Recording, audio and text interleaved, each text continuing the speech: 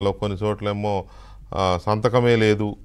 Only ballot వాళ్ళకి ఇచ్చారు. వాళ్ళు బ్యాలెట్ మీద ఓటేసి ఇచ్చారు తప్ప దాని మీద పోలింగ్ ఆఫీసర్ సంతకం లేదని కొన్ని చోట్ల ఇట్లా ఏదో రకంగా రకరకాల ఇవి చేసి పంపుతున్న నేపథ్యంలో ఇవాళ కేంద్ర ఎన్నికల సంఘం చాలా గట్టి స్ట్రోక్ ఇచ్చింది.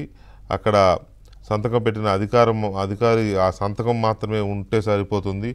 ఈ సీల్ లేకపోయినా అతని హోదా లేకపోయినా అది ఓటర్కి సంబంధం లేదు, ఆ ఓటు చెల్లినట్టే. కాబట్టి దీని విషయంలో ఇక ఎలాంటి శశపిశలకి అవకాశం లేదు అని చెప్పి చాలా క్లియర్గా principal secretary Avinash Kumar, AP CEO, కేంద్ర ఎన్నికల సంఘం ప్రిన్సిపల్ సెక్రటరీ అవినాష్ కుమార్ సీఈఓకి లెటర్ పంపారు.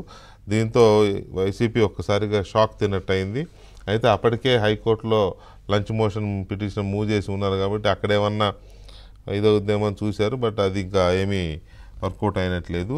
సో ఈ అంశం మీద చర్చిస్తున్నాం మనతో బీజేపీ అధికార ప్రతినిధి దినకర్ లంకా కూడా లైవ్లో ఉన్నారు మాట్లాడడానికి. దినకర్ గారు నమస్కారం. హలో, నమస్తే అండి. దినకర్ గారు, ఈ పోస్టల్ బ్యాలెట్ మీద వైసీపీ ప్లాన్ ఎందుకు ఇంతగా దీన్ని పట్టుబట్టుకొని కూర్చుంది? ఏం సాధిద్దామని?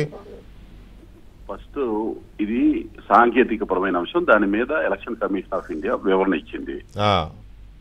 ఇప్పుడు ఒక ఓటరు ఓటు వేశాడు, అది పోస్టల్ బ్యాలెట్ వేశారా లేకపోతే ఈవీఎం మిషన్లు వేశారా అనేది పక్కన పెడితే, ఓటరు ఓటు వేసిన తర్వాత ఆ ఓటు కౌంటింగ్ అయితే గానీ ఆ ఓటు ఎవరికి పడింది అనేది తెలవదు. అవును.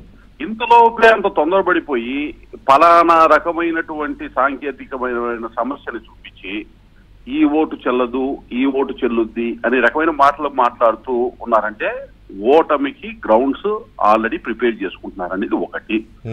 రెండో పాయింట్ ఏంటంటే, ఇప్పుడు మీరు ఇక్కడ డిబేట్ చేస్తున్నారు ఏబిఎన్ ఛానల్లో, మీ మేనేజ్మెంట్ ఉంది. మేనేజ్మెంట్ కి ఇక్కడ డిబేట్ చేస్తున్న మీకు మధ్య పరస్పర నమ్మకం లేకపోతే ఈ యొక్క డిబేట్ కానీ మీ యొక్క పనులు సజావుగా జరుగుతాయా? జరగవు. అలాగే ముఖ్యమంత్రి స్థాయిలో ఉండి పరిపాలన చేసి రాష్ట్రాన్ని పరిపాలన చేసిన వైకాపా ప్రభుత్వము ఎంప్లాయీస్ ఎవరైతే ఉన్నారో వాళ్ళ ఓటు లెక్క వేయక ముందే వాళ్ళ మీద అనుమానాలు వ్యక్తపరుస్తున్నారంటే ఎంత సమన్వయంతో పరిపాలన సాగింది, ఎంత నమ్మకం వాళ్ళ కింద పనిచేసినటువంటి ఉద్యోగస్తుల మీద ఉందంటే, ఉద్యోగస్తుల నమ్మకాన్నే కోల్పోయామనేటటువంటి కంక్లూజన్కి వచ్చిన తర్వాత ఇక జనాలకి సంబంధించిన అంశంలో వాళ్ళ యొక్క ఊహలు ఏ విధంగా ఉంటుంది మీరు ఒకసారి గమనించుకోండి. అవును. కాబట్టి స్పష్టంగా ఎవరైతే ఉద్యోగస్తులతోటి వీళ్ళు వ్యవహరించిన తీరు, ప్రజలతోటి వ్యవహరించిన తీరు ఏదైతే ఉందో దానికి ప్రతిఫలమే 82% పైగా వచ్చినటువంటి ఓటింగ్ ఏదైతే ఉందో దాన్ని ప్రతి ఒక్కరు కూడా విశ్లేషణలో చెప్తా వచ్చారు. ఇవాళ కేవలం ఓటమికి సాకులు వెతుక్కోవటం కోసం మాత్రమే ఇటువంటి చిరు ప్రయత్నాలు చేస్తా ఉన్నారు. ఓటమి తథ్యం అనేటటువంటిది వారందరికీ కూడా తెలిసిపోయింది. కాబట్టి ఈ యొక్క ఏంటంటే ఓటమికి రేపు ఇలా జరిగిపోయింది అలా జరిగిపోయింది లేకపోతే ఎలక్షన్ కమిషన్ ఇలా వ్యవహరించింది అలా వ్యవహరించిందని సాకులు చెప్పుకోవటానికి తప్పితే ఇది ఏమాత్రం కూడా పస ఉన్నటువంటి వాళ్ళని కాదు. అలాగే సజ్జల రామకృష్ణారెడ్డి గారు ఈ పోస్టల్